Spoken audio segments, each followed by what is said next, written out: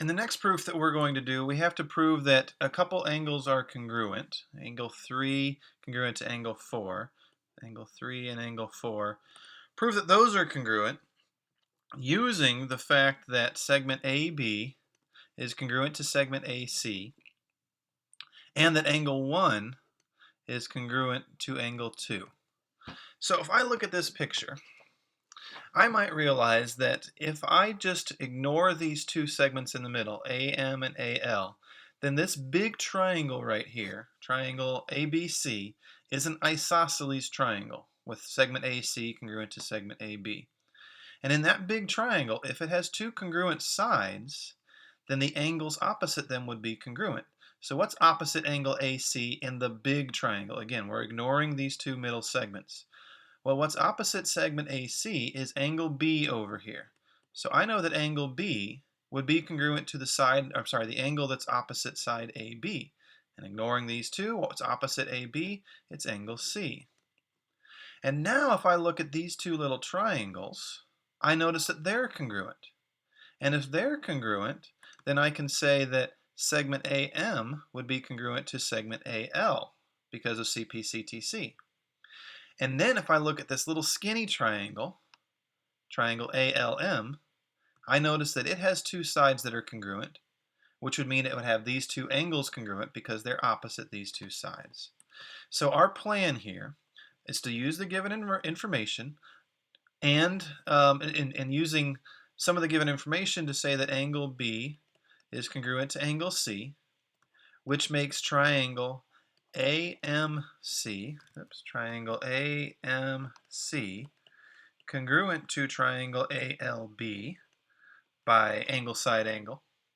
And then once I state that, I can say that segment AM is congruent to segment AL by CPCTC, which would then lead me to conclude that angle 3 is congruent to angle 4 because they are opposite two congruent sides of a triangle. So let's write this into an actual proof. This is our basic idea. Let's do the proof. First of all, given information, segment AB is congruent to segment AC, and angle 1 is congruent to angle 2. And that is given information. And first of all, that gives me one of my pairs of sides and one of my pairs of angles for these two triangles that I'm going to eventually prove congruent, AMC and ALB. But also, the fact that these two sides are congruent is what allowed me to say that angle C must be congruent to angle B, because if two sides are congruent, then the opposite angles are congruent. That's theorem 4-1. All right, theorem 4-1 tells me that this must be true. Let me rewrite this. It's a little bit sloppy. That is theorem 4-1. So, and that those two angles being congruent gives me my second pair of congruent angles, and my sides are the included sides. So that opens the door up to say that triangle AMC has to be congruent to triangle ALB by angle side angle. And now once I've stated that these two triangles are congruent, I can say that segment AM must be congruent to segment AL because of CPCTC. And now once I've said that those two segments are congruent and I just concentrate on triangle ALM in the middle of my diagram, I can say that angle 3 must be congruent to angle 4 because, for the same reason that I used up here in reason 2, if two sides are congruent, then the angles then opposite angles, I forgot the opposite part, then opposite angles are congruent. And again, that is theorem 4-1. So there I have it. That's why angle 3 and angle 4 are congruent. The last proof we're going to take a look at. We are supposed to prove that angle 1 has the same measure as angle 4. In other words, that they are congruent. And the given information says that xy is congruent to xz, and that OY is congruent to OZ. All right, well, let's see what we know here. Obviously, there are two triangles in this picture, triangle XYZ and triangle OYZ, but it does not appear that they are congruent. So I'm probably not going that route, trying to prove that two triangles are congruent and moving on from there. But what I do know is I have that the two triangles that are in this picture, they're both isosceles triangles, right? Triangle OYZ is isosceles since these two sides are congruent. Well, that would indicate that this angle and this angle are congruent. And I also know that triangle XYZ is isosceles since XY is congruent to XZ. So that would mean that, let's see here, let's use different markings on these two angles so that I can indicate that this angle right here and this angle right here are congruent. Well, what does that mean? If angle XYZ has the same measure as the measure of angle XZY, and angle XYZ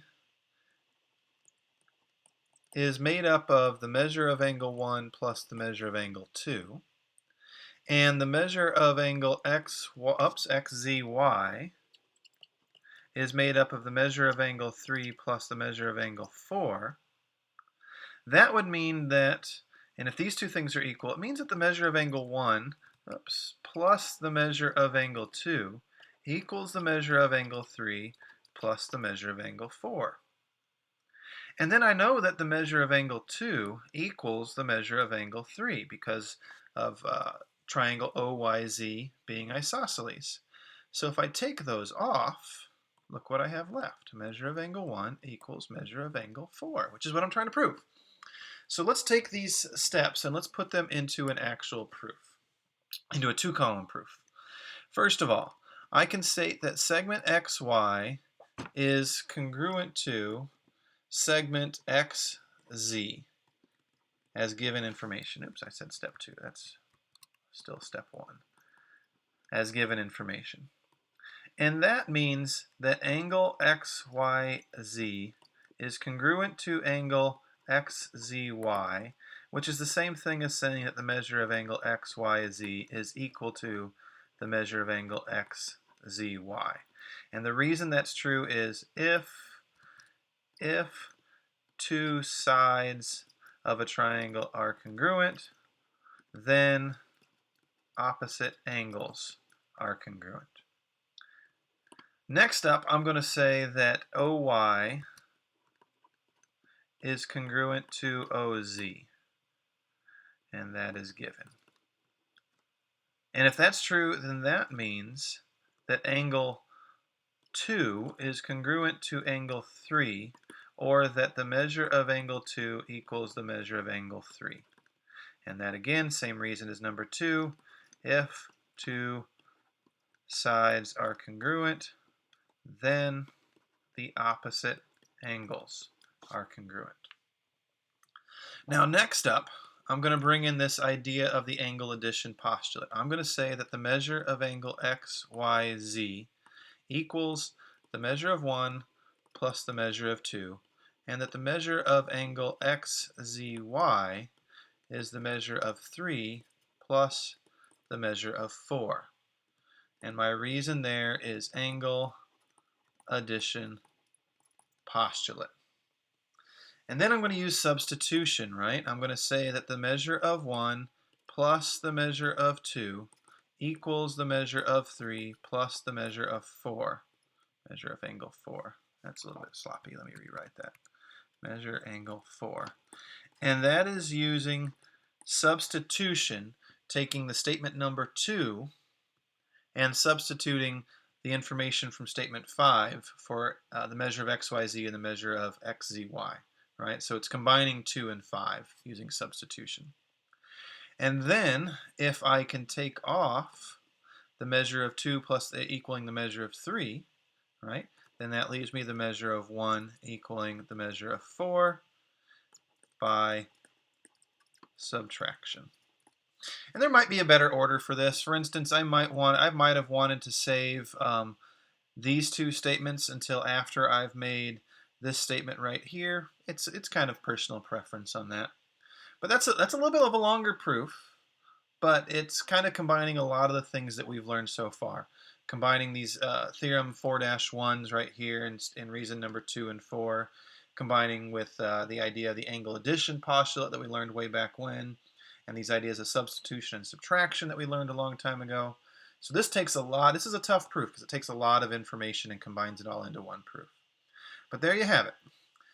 We'll see you next time.